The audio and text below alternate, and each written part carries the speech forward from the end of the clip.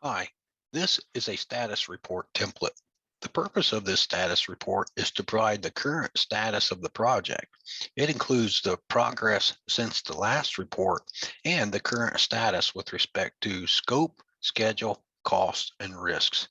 And quite often I call this a four-pane report because you'll notice there are four sections here.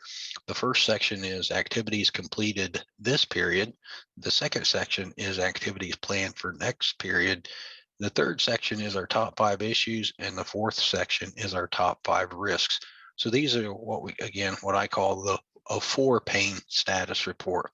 You'll also notice up here at the upper left, we have an area where we can input the status with respect to the scope of our project, our schedule status, cost status, risk status, one for our overall status, and then we can also input the status from our last period.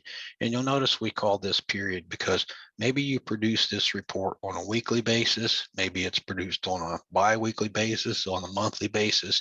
So again, depending upon what period you're reporting for.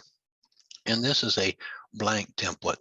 Let us now take a look at a completed example and what that might look like. So here you can see this is for a painting project. We can see the activities that were completed this period. We can also see the activities planned for our next period. We've got one issue here. Then we can see that listed. We've got the issue and the resolution activity for that issue. And we can see there's a couple of issues or risks associated with this project that have been identified. And you'll notice in this case, we've updated all of those status indicators to reflect the current state of this project. And that's it. So I hope you find value in this template.